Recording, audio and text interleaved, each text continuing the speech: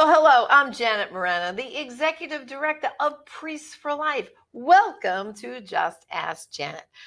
Well, today's program, I'm going to have a very, very dear friend of mine, Father Pavones, in our ministry here at Priests for Life. She's part of our team here, and I've known her for quite a number of years. And we're going to go back in time with you and let you really understand how the Black community has been activated to bring an end to abortion because they have been targeted. So joining me today on our program is Alveda King, Evangelist Alveda King.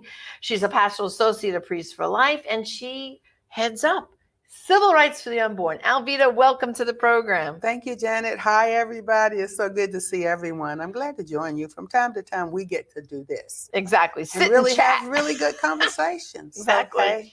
Well, of course, we go all the way back. Actually, the first time you and Father Pavone met each other was 1999. 1999, and it was at a New York State Right to Life convention. Right. And that's where I think the spark lit, and you both realized, hey, we can collaborate. And then I remember not too long after that, at this time, Father Frank and I were doing a program called Defending Life on EWTN, Birmingham, Alabama, and we brought you down to be on the program.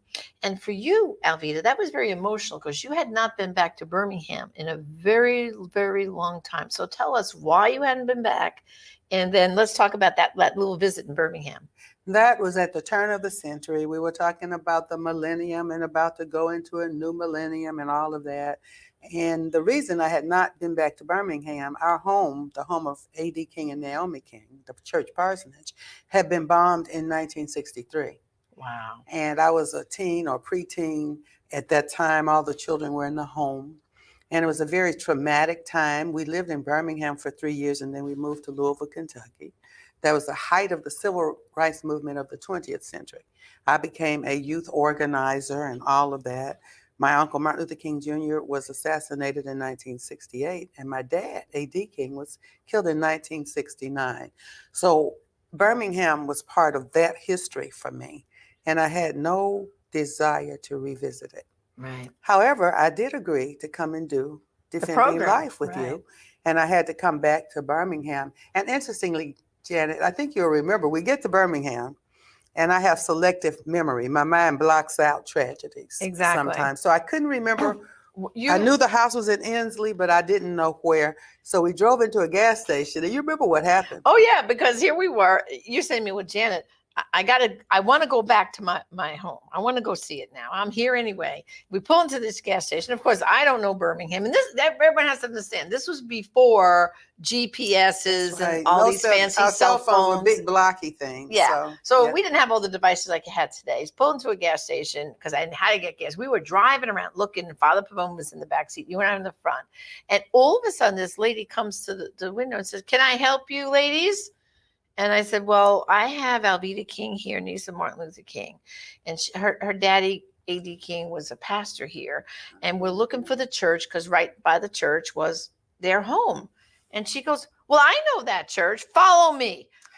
What would be the odds of that? And I remember when we walked in that block and you had a vision right outside that home, didn't you? I sure did. And I began to see the home again, and to know we did find the actual house after that, and across the street was where as a child I played in the field of the steel mill.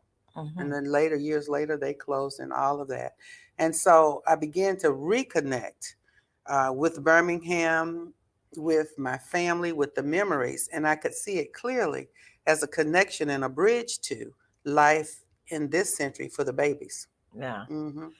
And then, of course, several years later, you became an associate, pastoral associate of Priests for Life.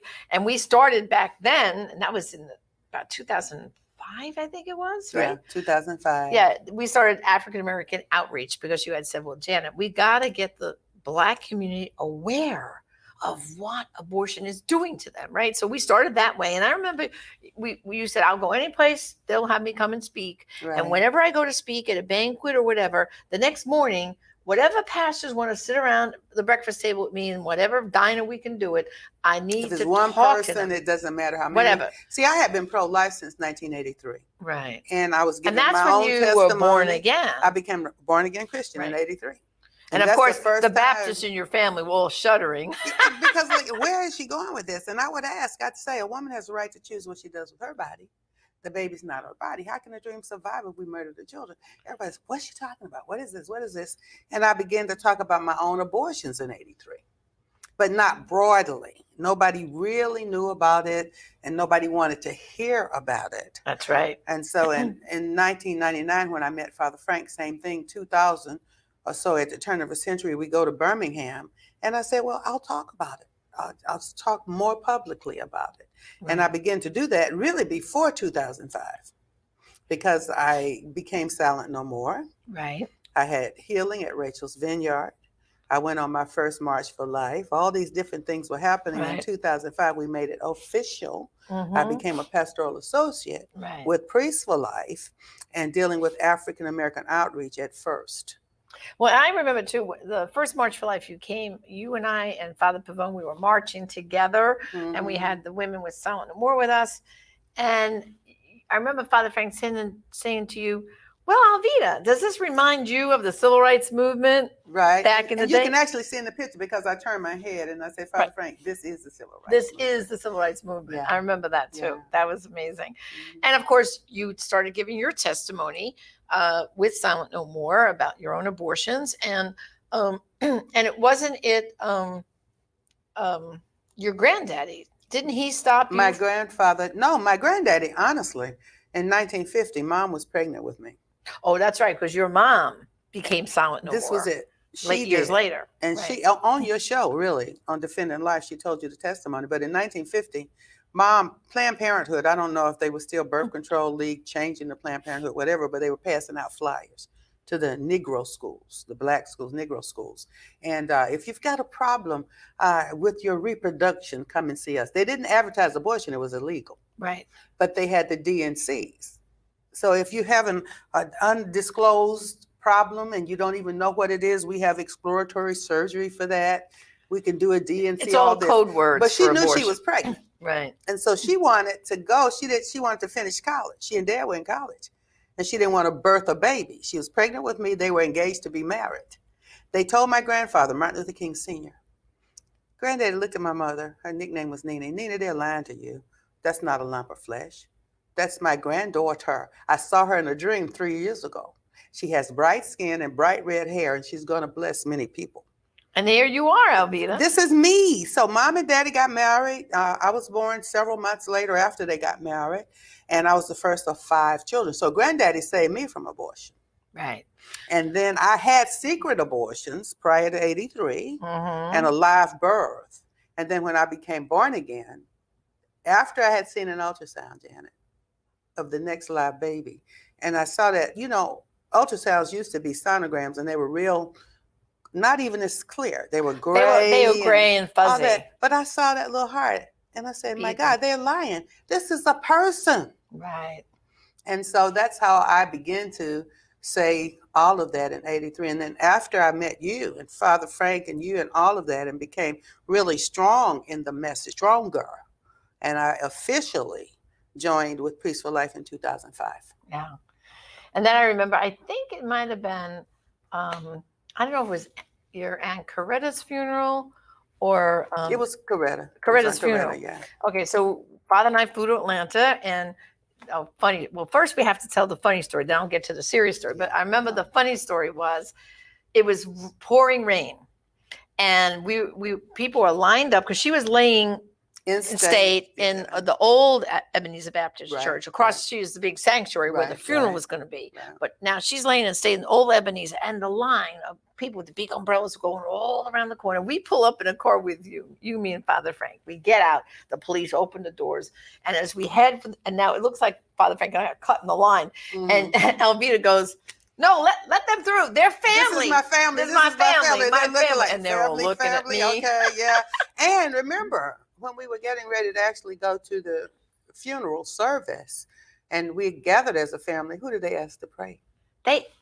That was the other thing. Yeah. We were at Bernice's home. House full of preachers. All preachers, Mhm. all Baptist Mhm, preachers. mhm. And your cousin Bernice Yeah, King turns to Father Pavone and says, "Well, Father Frank, would you please pray before we leave?" Actually did. And Yeah. it was amazing. And I just Well, chuckled. I think Yeah. back about that, and I said, you know what? She was very wise, because if she picked preacher cousin this one, he'd say, "Well, how come you didn't pick Which this one one? and which one? Which one?" And she But didn't. she picked Father Frank. Oh, that was neutral territory. And a few years later, he actually preached. I'm a member of Believers Bible Christian Church in Atlanta.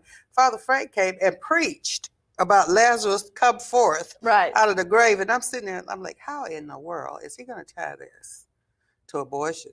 And even as Lazarus comes forth, let the babies come forth. Right. And the whole congregation, amen, amen. And he Yeah. preached at our church. Boy, did he But preach. then that Yeah. day, I mean, it was a long day. Yeah, Typical funeral, 3 hours later. Yeah. And we eventually yeah. made our way to the Hyatt Regency downtown Atlanta, where they had a reception. Mhm. And it's time to go to the airport. We're standing outside. Standing by the car. Yeah. And your mom turns to me and says, "Well, Janet, before you go, I have to tell you something." Mm-hmm. She did. She says, "I have a testimony too." And I'm sitting there like, what? And yeah, you're just going, huh? Yeah. And she blurted out the story you just the whole told. story of my grandfather. That's the first time I heard bits and pieces through the years. Yeah. But the whole story she told you. And she told the whole story, Mm-hmm. how she wanted to abort you. Mm-hmm. And I remember you turning and looking at her and saying, "So now this makes I sense, said, Mom." makes sense. Because Because she'd say, she- don't be a pest. You always ruin everything. Through the years, she would just say things. And I'm like, how How am I ruining what am I things? doing? Yeah. But Your existence ruined things in it her changed the whole mind life. It changed the because whole life. she couldn't go to finish the schooling she was doing, and Mhm. her whole life changed and all that. Yeah. But wasn't that amazing that from that point forward, Mhm. your relationship with your mom totally changed? It totally Because changed. it's like finally it was out on the table, the honesty, would. right? And sometimes she'll look at me now and say, I'm so sorry. I didn't know it was you. I say, Mom, we straight. We cool. We good. I'm okay. It's every once in a while she'll think about it. And she talks to reporters and everybody. and she tells her And story. tells the story. And then, of course, we invited her to go to Birmingham to Mhm. be on our Defending Life program, where Yeah. she told this She testimony. sure did. And it's a beautiful. And I remember truth. since then, she has now locally, when she speaks, she says, "Well, I have a testimony," and she gives her story. You right? gave, you and Father Frank, Priest for Life, gave her that award that year Yes. at the March for Life when we go to the prayer service. And Mhm. she received that and spoke there as well. So she's but when you say, like, just to help other people understand that not knowing and being honest with you and your mom, it was like the Yeah. white elephant in the room. It was. But once your mom finally came clean, so to speak, and was honest with you, your relationship then finally grew It did. to the It positive, did. right? And interestingly, Janet, even with my own children, when I came back from Rachel's Vineyard and I had my nice little memorial box and everything, I even have a picture now with an illustrated picture of my granddaddy and me, and I'm holding that healing box. Yeah. And I told the children about Philip, Jessica, and Raphael. Raphael was a miscarried baby. Philip and Jessica, the aborted babies. And you aborted babies? Did you want to abort us? My own children asking me. Right. And then later, because my granddaughters, I have a couple who are 10 now, and even the little one, and one of my grandsons, and I showed them. And then one of my granddaughters, did you want to abort my mommy? So we actually, I said, I'm glad I didn't, because you wouldn't be here. And we go and we discuss and we talk. So I guess I'm taking this time speaking to even the viewers. And Janet, there's a gentle and sweet way to talk to children about abortion. There is, right? Mhm. I mean, because, you're not showing pictures, you're not showing anything of this is what an abortion looks like. But what you're saying to children is some mommies are afraid to be mommies. Yeah, Some mommies are not ready to be mommies. that's it. And unfortunately, they buy into the lie that having an abortion, getting rid of that baby, is a Quick answer. quick and answer. it isn't. And it isn't. We know it So- creates all these other problems. Yeah. So I would say, like, for people watching and listening, that, honesty really is the best policy in a nice way with kids, because kids get it, right? Yeah, they do. Live baby, good. dead baby bad. So in simple terms, they really do understand that. And they're forgiving. Right. And they talk and they really make sure that right now they're safe. Nothing's going to happen. I'm not going to do anything to you. But they begin to get it. And I think that's helpful. Yeah, sure it is. Yeah. So when you started with Priest for Life, of course, we started that African American outreach. That was the first initiation there. And then from that kind of grew where you started to meet Black pro-life leaders. Yes. And then you kind of formed, what's the coalition? We formed the National Black Pro-Life Coalition together. And there were many, many Black leaders who came forth. I thought I was alone. I thought I was the only one. And then Priests for Life organized the pro-life freedom rides. That's right. And many of those leaders joined and came and rode across the South with us, proclaiming the message of life. Right. And we went from Birmingham up to Atlanta. Yeah. It was in the summer. Yeah. I think it was one of the hottest days it really I remember. Was. Oh my goodness. We were in front of the abortion mills. We boarded a big freedom bus. And explain to everybody, because that was mimicking the freedom rides from the civil rights movement. From the civil rights movement, a group of young people boarded a bus and began to ride around the South to test the laws that it would now be legal for Blacks to cross the state lines and have liberation and freedom. The Jim Crow laws were coming down. Right. And they were actually attacked. One of the buses was firebombed. Some were harmed. Wow. It was a very dangerous time. They were riding based on skin color. And of course, we know the scripture, Acts 17:26. Of one blood, God made all people. Now, we're not colorblind. We can see each other. I can see your beautiful colors of your garment. I can see your eyes, your hair. We can see each other, but we celebrate ethnicity. We don't fight over ethnicity. So skin color, of course, has been dealt with somewhat effectively, not totally, not even in this century, but we still ignore the babies in the womb. Right. So we could still call racism, it's racist to do something to somebody because their skin is a different color of yours. And it is because we're one blood and one human race. However, we're one blood and one human race from the womb to the tomb. Right. So that's what civil rights for the unborn does. It doesn't only deal with African American babies. It deals with all babies. And to discriminate against a child in the womb, that is still racial discrimination. That's right. Mm-hmm. So from those freedom rides, then, it's kind of like those Black pro-life leaders got to know each other. Yeah. And then they formed the National Black Pro-Life Coalition. Which to this day is still going forward, and they collaborate on projects and conference calls, and so much is happening. And I've watched so many of those leaders now even blossom to the fullness of their own organizations. Exactly. You know, you've got Walter Hoyt, Kathleen Davis, Dean Nelson, Dr. Johnny Hunter was our mentor in the very beginning. Yeah. And Clenard Childress, Reverend Childress, so many of them, and all of us. One thing we do coalesce around is Juneteenth. Right. And so in 2005, when I came, I said one of our initiatives has to always be Juneteenth. And we learned here and talked about what Juneteenth is. And that's when in Texas, 2 years after the Emancipation Proclamation, almost 3 years, it was closer to 3 years, the slaves in Texas found out that they had been liberated. Mm-hmm. And so that was a celebration. So my premise in 2005, all the way up till now, was if it took them 2 years to find out in Texas in 1865 that they were free, how long is it going to take people, not just Black people, to know that the babies in the womb have to be free?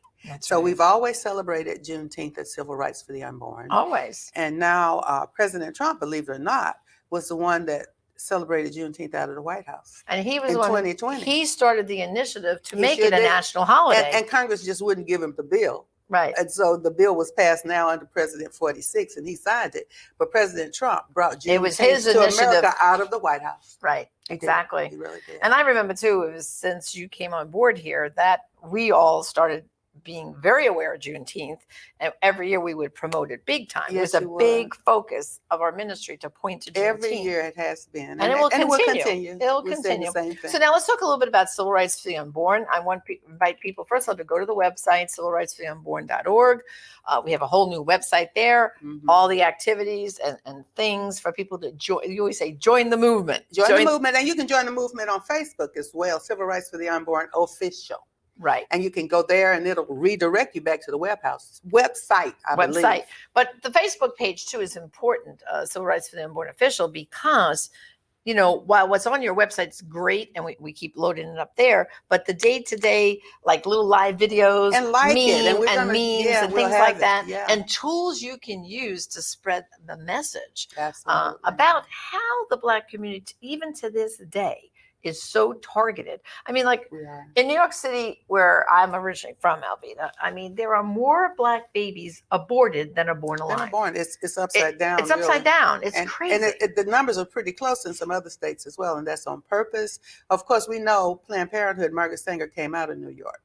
Right. And so that's why that's that home base. So that they're going to be worse there than anywhere else in the country. Right. However, it's still a problem across the country that people are being told, especially Black women, not only Black women, but especially Black women. If you want to be a credit to your race, you can't have too many children.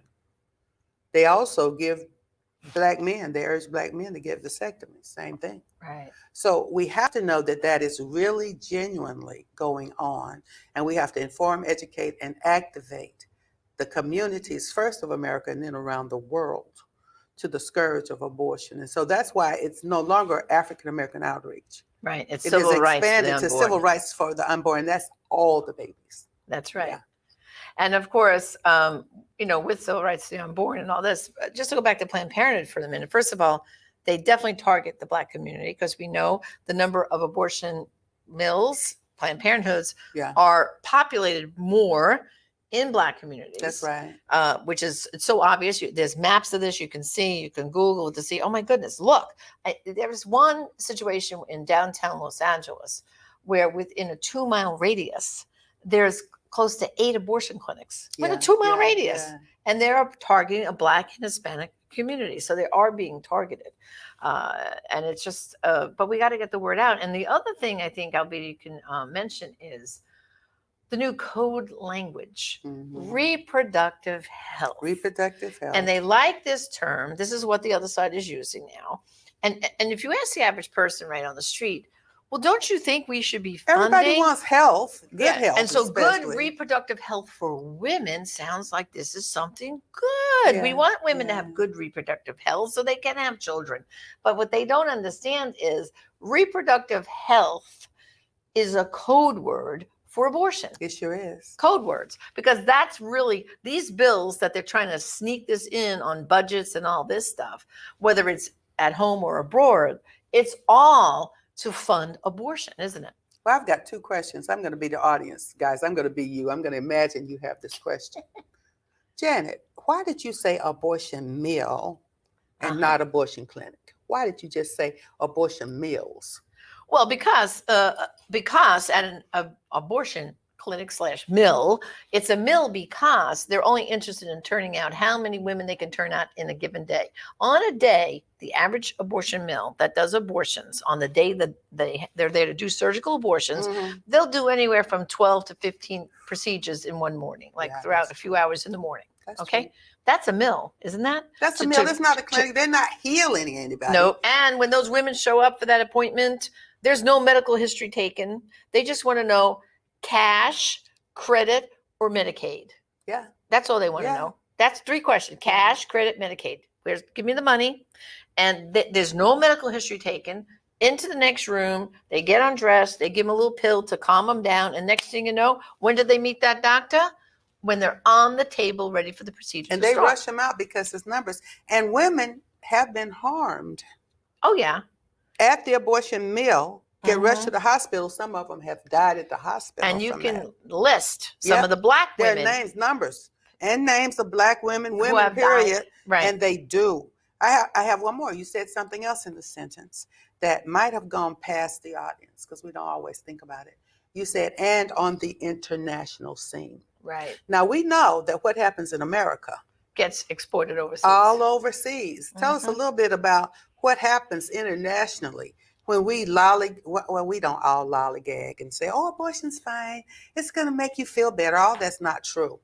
But the world is watching. So what happens? Well, what happens here in America, first of all, now that we have a pro-abortion president and vice president, and policymakers in the White House. Yeah, Overseas now, we are funding abortion that's right. because under President Trump, he turned the faucet off. That's good. He Okay, did. so that we Okay. were not going to send money overseas for abortion. But Mhm. now with this current They bring it administration, right back. it's a pro-abortion administration. The floodgates are opening, and they're looking, Alveda, for every bill, every opportunity that they can attach abortion to funding, abortion funding, abortion funding, and it's terrible. So what it really comes down to is elections have consequences That's right. for the unborn. Yeah. Because if there's a pro-life president in the White House, if we Mhm. have a pro-life House majority, pro-life Senate majority, things happen. Babies get protection, women get protection. Yeah. But when it's the other way around, like it is currently in our country, the floodgates open to abortion. That's why, folks, pay attention to our websites. That's important, and we update them frequently. Facebook, Civil Rights for the Unborn Official. And what's yours, Janet? What's your handle on Facebook? It's at Janet Morano. At Janet Morano. So if you follow us, we're going to give you up-to-date information constantly. Right. And then follow Janet on Just Ask Janet. Come over to Pro Life Praise and you'll hear music and things like that From along with Alveda. guests. Exactly. So we're going to keep bringing this information to you. See, nothing is hopeless. But No. if we don't inform, educate, and activate the people, then that's how all these things keep happening. So we have to do our part, and we need you. We need you. Like us on Facebook. Visit us. Come and see us. Ask us, write us, ask questions, and donate. Absolutely. Well, Alveda, as always, you and I we just chat away and the time flies, doesn't it? It does. Yeah. And of course, I love having you on the program. Love Thank you you. so much. I love All right, you. I love you. I love We've you. been at this for a long time together, It's haven't time we? for us to take another trip together. That's We've right. got to do it. We do. We do. Well, brothers and sisters, thank you for joining us on the program today. And as you know, it was a privilege to have my dear sister in the Lord, Alveda King, with us. And remember now, go to civilrightsfortheunborn.org, her website, our website, get involved. And of course, on Facebook, Civil Rights for the Unborn Official. And remember, brothers and sisters, there are some abortions only you can stop, and some lives only you can save. Join us again Absolutely. next time on Just Ask Janet. God bless.